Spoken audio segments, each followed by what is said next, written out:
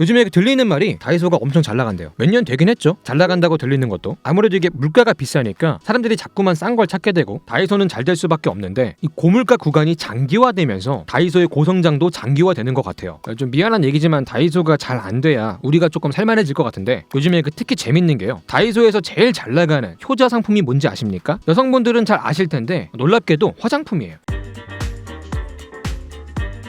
화장품? 다이소가? 아니 다이소에서 화장품을 산다고? 옛날에 그 다이소 화장품이라 그러면은 이미지가 썩 안 좋았거든요. 바르면 피부가 뒤집어진다, 껍데기가 상한다, 뭐 이런 말도 있었고. 그러니까 한 번은 뷰티 유튜버 중에서 다이소 화장품을 엄청 디스하고 쓰레기통에 그냥 버린 분이 있어요. 이때 이분이 조금 논란이 됐거든요. 아무리 그래도 저건 좀 심하지 않냐, 쓰레기통에 버리는 건 좀 예의가 없다, 뭐 이런 말이 나왔었는데 지금은 상황이 완전히 달라졌죠. 제품에 대해 호평하는 영상이 많습니다. 다이소 갔는데 보이면 무조건 담아야 될 아이템, 다이소 꿀템 탑5, 뭐 이런 식으로 썸네일을 걸고 있는 영상이 굉장히 많습니다. 지금 다이소 화장품 리뷰 영상이요 엄청 잘 팔려요. 조회수 잘 터집니다. 이게 지금 뷰티 유튜버들한테 완전히 꿀통이에요. 털면 꿀이 나와. 특히 그 유튜브 처음 시작하면은 막 돈도 없고 하잖아요. 비싼 거 사기 힘들다고. 근데 다이소템은 싸니까 막 사가지고 막 찍어 올리는 거야. 그래서 다이소템 하나 가지고 떡상한 채널들이 꽤 있습니다. 그만큼 다이소 화장품에 대한 관심이 많은 거죠. 그리고 보통 제품의 가격이 저렴할수록 소비자층이 넓고 그 숫자가 또 많죠. 실제로 이게 싸니까 학생들이 또 다이소 화장품을 많이 찾는데요. 그만큼 제품의 리뷰까지 찾아보는 수요가 또 많아지고 조회수가 잘 나오는 것 같아요. 특히 뷰티 영상은 쇼폼이 잘 되는데 애들이 또 쇼폼을 많이 보니까 아다리가 다 맞은 것 같아요. 그러면 다이소 화장품이 왜 이렇게 반응이 좋냐? 싼 건 원래도 쌌는데 요즘에 그 품질이 많이 개선이 됐다고 합니다. 그 품질을 어떻게 올렸나 보니까 요즘은 대기업들이 엄청 들어가 있더라고요. 그 화장품 쪽으로 양대산맥이 이제 아모레퍼시픽이랑 LG생건인데 이런 큰형들까지도 다이소에 매대 깔고 장사하고 있습니다. 다이소에 납품을 하고 있어요. 중소기업 중에서도 히트 상품을 가지고 있는 유명한 기업들도 들어가 있고 다들 그 다이소 전용 브랜드까지 만들어가지고 입점을 시키고 있어요. 어느 정도 이게 품질이나 안정성이 입증된 기업들이 들어가 있으니까 품질이 같이 올라온 거죠. 특히 기존 시장에서 이미 팔고 있던 제품들, 거기서는 몇만 원을 주고 사야 됐던 제품들을 염가 버전으로 만들어서 다이소 전용으로 팔고 있어요. 성분을 조금 다르게 한다거나 용량이나 개수를 조금 줄여가지고 몇천 원에 팔고 있습니다. 이 가성비가 엄청난 거예요. 특히 학생들 입장에선 눈깔 뒤집어지는 게 그 30대 직장 다니면서 돈 버는 언니들이 쓰던 물건, 뷰티 유튜버가 찍어 바르던 물건을 보기만 하던 거를 나도 써볼 수 있는 거예요. 애들만 쓰는 게 아니고 가성비가 좋으니까 다 씁니다. 그러다 보니까 이게 히트 상품이 계속 나와요. 품절 대란도 있고 오픈런까지 한다고 합니다. 다이소를 오픈런을 한다? 그것도 화장품을 살라고? 믿기지가 않는데 실제로 그렇게 안 하면은 매대에 물건이 없대요. 옛날에 그 미샤가 3,300원짜리 화장품을 내놨는데 이게 되게 잘 돼가지고 업계에 엄청난 반향을 일으킨 적이 있대요. 이게 저가 화장품 시대를 열기도 했고 덕분에 학생들도 화장을 많이 하게 됐고 동시에 브랜드마다 보드샵을 열게 되는 그런 시대가 열렸고 약간 그때 생각이 조금 나는 것 같아요. 이 다이소가 초저가 화장품의 시대를 열고 있습니다. 자, 그러면 대기업들은 원래 높은 마진으로 비싸게 팔던 제품들을 왜 굳이 염가로 만들어서 다이소에 팔고 있을까요? 사실 화장품이란 게 그렇잖아요. 저렴한 이미지 생겨봐야 뭐 좋을 것도 없을 것 같은데 이 대기업들이 굳이 이런 행동을 왜 하는가 보니까 일단은 마케팅에서 효과가 크다고 합니다. 이게 다이소에 제품을 입점을 시키는 순간 다이소 신상이라고 알려지면서 유튜버들이 영상을 엄청 찍어 올린대요. 마케팅 영상들이 양산이 되고 있어요. 공짜 홍보가 엄청 됩니다. 그리고 다이소를 통해서 염가 버전을 알게 되면은 비싼 원본도 한번 사보고 싶지 않겠습니까? 비싼 제품으로 오기까지의 진입장벽을 낮춰주는 징검다리 역할을 한다 이거예요. 특히 다이소 같은 경우는 가격대가 저렴하니까 10대, 20대 학생들이 많이 쓰잖아요. 이 친구들이 다이소에서 제품을 한번 써보면은 이 제품이나 브랜드에 대한 충성도가 생깁니다. 나중에 30대, 40대가 됐을 때 비싼 것도 사게 된다는 거죠. 잠재 고객을 미리 키워가지고 나중에 먹겠다 이거예요.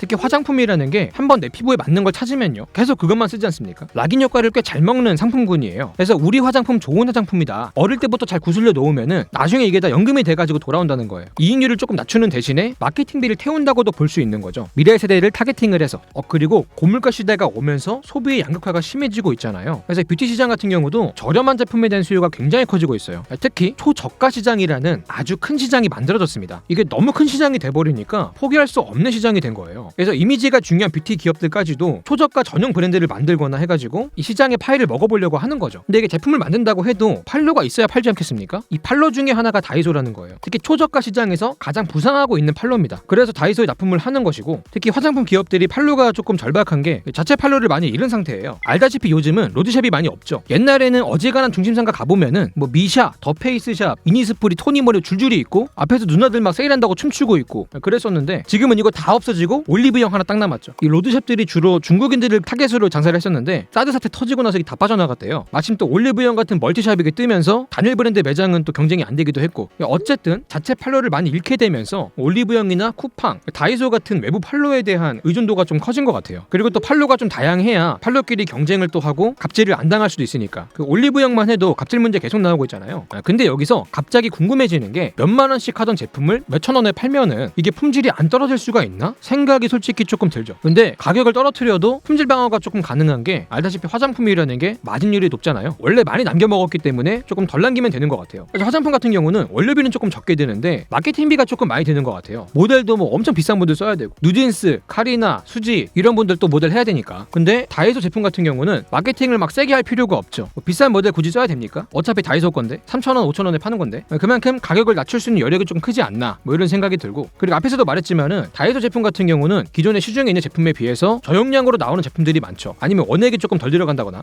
또 이게 다이소 자체가 지점이 많다 보니까 대량 구매가 가능합니다. 그만큼 저렴하게 매입을 하고 있고요. 자, 어쨌든 요즘에 다이소가 실적이 엄청나게 좋습니다. 원래도 잘 성장하고 있었는데 뷰티라고 하는 새로운 매출군, 히트 상품군이 생겨버리면서 성장력이 더 좋아진 것 같아요. 이미 재작년이죠. 2023년에 매출 3조를 돌파했어요. 작년은 4조까지 뜰 수 있다, 이렇게 호들갑 떠는 기사들이 많은데 근거는 없어요. 그냥 잘 되고 있나 보다를 조금 이렇게 과하게 표현하신 것 같아요. 재미있는 건 영업이익인데 영업이익률이 연평균 8%가 넘습니다. 유통업에서 8%면은 맛있죠. 참고로 CU가 3%대고 이마트가 1%대거든요. 용진이 형 화이팅? 근데 이게 이렇게 싸게 파는데 1,000원에 팔고 2,000원에 팔고 껌 팔아가지고 영업이익률이 8%가 나오고 앵벌이 뛰어가지고 어떻게 했지 싶은데, 이 원리는 간단합니다. 껌을 엄청나게 많이 팔면 돼요. 껌 팔아서 벤츠 몰 수 있습니다. 매출이 엄청 잘 나오면 돼요. 매출로 영업이익률을 끌고 가는 거죠. 박리담의 신이에요. 초박리로 팔아서 초다매를 해버렸다. 그리고 또 영업이익률이 잘 나오는 게 물류센터를 추가로 지었거든요. 요것 때문에 물류 효율화가 잘 돼가지고 이때부터 영업이익률이 좀 개선됐다고 하더라고요. 또 규모가 점점 커지면서 규모의 경제가 더 커지고, 대량 매입으로 단가를 낮추는 거는 뭐 당연한 얘기고, 직매입을 해가지고 유통 과정을 줄이는 것도 마찬가지고.